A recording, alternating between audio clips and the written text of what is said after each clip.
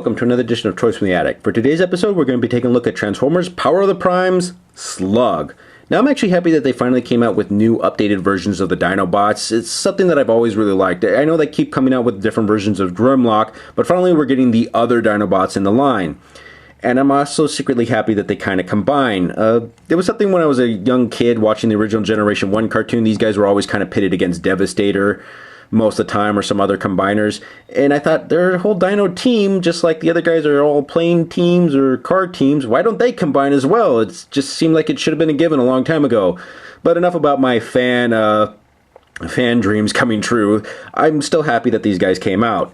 Now, Slug here is actually one of my sort of favorites. He's never one that was really stood out to me as a kid for the original Generation 1 cartoon because of some key features that always kind of bugged me and kind of held over to this particular guy as well, mostly in the head. You can see right here that there's not that much articulation with his head. It can kind of move side to side, but not up and down. The Triceratops head gets kind of in the way, which was originally what the Generation 1 toy had as well, so that always kind of just slightly bugged me for some reason. I always thought, hey, you should be able to look all the way around or look up.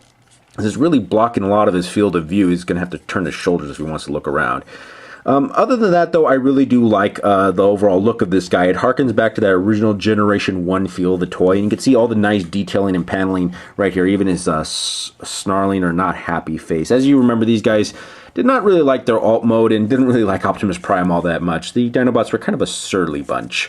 The nice detailing right here on his shoulder, on his arms, all this nice little paneling, even on his back and the head part, the head crest of his Triceratops mode. I even like the clear plastic over kind of the gold plastic right here for his front of his face and back here on his legs, because that was something else that the original Generation 1 toys had as well. It has a nice range of articulation. You can see a nice shoulder ball joint right here, bicep swivel, elbow bend. No real wrist articulation, kind of just goes up and down, but that's part of his transformation. A waist swivel. Hip joints on this nice ball joint right here, thigh swivel, and then a knee bend right here as well. There's no actual particular ankle to speak of because his legs are just these solid mass, which is like the original one, so I can kind of forgive that. Now, he also comes with two different weapons right here. Well, technically three if you really think about it. Oh, this is something else I should point out too. Because of his Dino mode, there's a lot of kibble right here on the back. You can see this, just this part is hanging right here, so he tends to be very back heavy. As a matter of fact, they actually added these little pegs right here to help kind of prop him up, but other than that, he does want to flip over a lot of times, which is also sad. The fist mode, or the fist of Volcanus right here, can actually fit right here on his back, but then that just makes him even more back heavy. So yeah, that is one downside of this guy. However, most people are probably either going to keep him in his Dino Triceratops mode, or most likely like me, once I get all these guys together, they're going to form Volcanus and probably stay that way on my shelf for most of their life.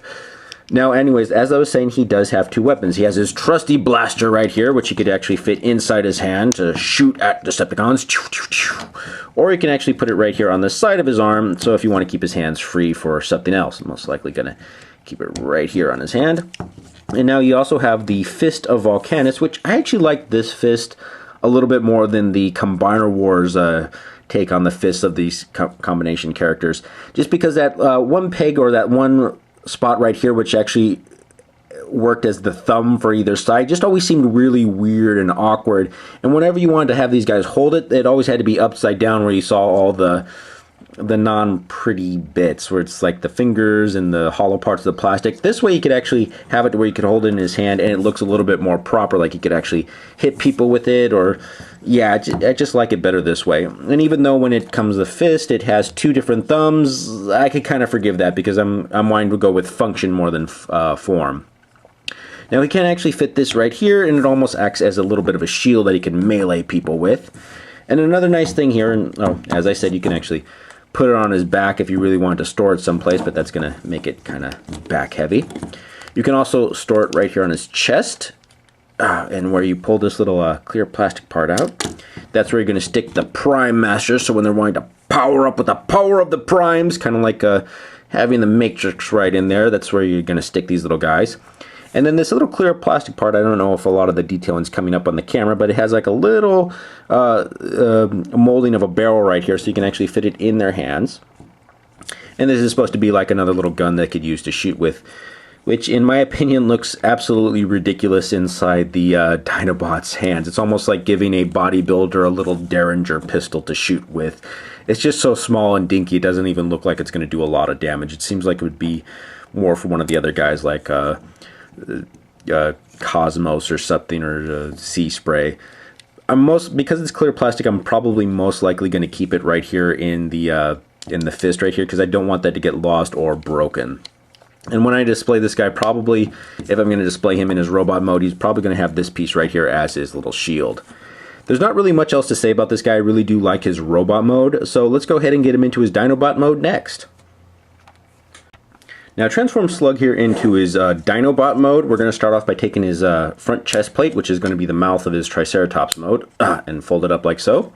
Take his arms, fold them back around like this. There you go. He already has his little dino legs up front. Next, we're going to take the tail, and or the back legs, and this is where it's going to be a little bit tricky. We're going to want to fold this up, and we're going to want to move his legs all the way around like so, and just get that out of the way. Next, we're going to take this back piece right here and fold that up. Now, what's weird is this is actually connected to the leg, so even though you fold it around, you're probably still going to want to move these legs around in different positions till you get it to look just right. I'm going to do the same for this side. Move his tail up and around. Move this piece all the way up, because that actually, that little piece back there is actually what helps counterbalance him when he's in a robot mode. Then we're going to bring his legs together, and here's a little issue I've actually found with mine is whenever I want to fold him around like this and lock these little tabs right up here in these little slots, it always wants to fall apart on me, like right there, as you can see. So it doesn't always want to stay together, and I'm not sure why it does that. So it's, there we go, get him right into robot mode. It always wants to kind of pop apart. Next, we're going to take his tail, fold them back around like so. Fold them up, snap them together, and then there you go, that forms his little tail. Move his little legs back like so. Make sure everything's level on ground, because that's how my OCD wants it to be. And there you go, Slug is now in his Triceratops mode. And I actually like this little guy. Despite him being a little bit underscaled, I expect the Dinobots to be a little bit bigger than this particular class, but it's still pretty good. Now, another thing I like is that you actually have some holes right here, so you can place his gun on top of his back if you want to, so you can be walking into battle, shooting around, or you can actually place it right here on the side of his leg, so it seems to fit a little bit better in this spot and this spot than underneath his mouth, which I think is where it's supposed to be. So it's like he has his gun right there, but it's very loose, and it always kind of wants to just fall out, as you can see. So I don't really like that particular hole. Maybe a little bit of floor polish on the handle right here will actually make it stay in a little bit better. I guess you could also put it right here on his front leg as well, but I kind of like it right here. And then you can take the little hand for Terminus, almost dropped it right here, and you can put that on his back. So I think that's probably where it's most likely going to be, just almost like some sort of huge backpack. Or I guess you could put it right here on the side of his leg as well, if you really wanted to. Or then again, you can also, if it will stay in there, just have it in front, and it's almost like some sort of battering ram that you can ram into other Decepticons with. But anyways, you could just put the weapons however you want. His Dinobot mode I really, really like. It's probably not as good as his robot mode. Why am I even saying this?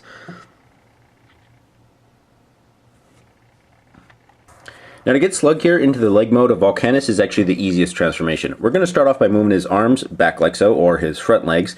And you can see there's a little tab right here. Just make sure the crook of his elbow is actually just kind of resting right on there. So it just kind of holds it in place loosely. Next, we're going to take his legs, fold them back like so.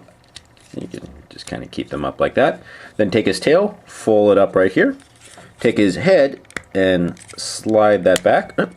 Just let it lock into place. There's a little groove right there and a little notch so you can see it folds right in there. And then take that knee joint and move it around like so. And there you go. He's ready to become the leg of Volcanus. We don't actually have the foot portion of Volcanus. That actually comes with Grimlock. So yeah, but there's not really much else I could say about it. So let's go ahead and get him into the leg mode of Volcanus next. Alright, now to transform Slug here into the arm mode of Volcanus is actually a little bit more complicated than his leg mode. First off, I'm going to take his legs, and this is a little part that's different from the instructions. The instructions tell you to actually just fold his legs back like this, but I actually think you're supposed to fold his legs around. You can see there's a little notch right here that actually fits right here on this little tab here. So that actually makes me think that this is how the proper transformation is supposed to be, to kind of get his legs out of the way when you eventually pull everything back. Next up, I'm going to take his head. There's no real order to do this. It's just kind of whatever you feel like doing just to make sure he gets into that arm mode. Anyways, you move his head back like this, and I'm going to move that little arm joint or shoulder joint out there. Next, move his legs back like so, and probably just get these out of the way. All right, move that down like so. Next, we're going to bring his tail up, and then I'm going to separate them and get them out of the way, because we're going to want to fold his legs down like so. All right, there we go. It's almost like we're getting him back into robot mode. There we go, and I'm going to make sure that everything sticks together. All right, then we're going to fold his legs around like so, bring those in, or I mean his tail. Bring his tail around and fold him in like so, and there we go. Just twist the arm around. Make sure everything's kind of locked into place.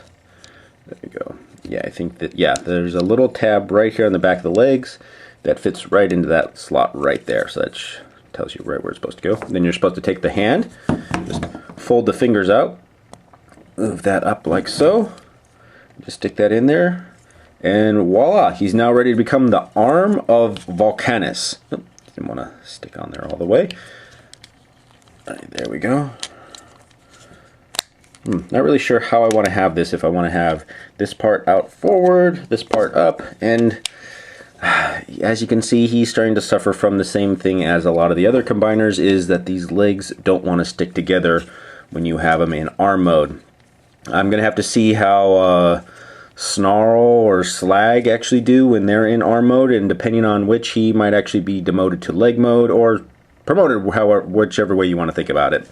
But anyways, this has been a look at Transformers Power of the Primes Slug. Once again, thank you for watching. If you enjoyed what you've seen today, please feel free to like, subscribe, or leave a comment below in the comment section. Any advice for the show will be greatly appreciated. Who knows, something you suggest may appear on the show in the future.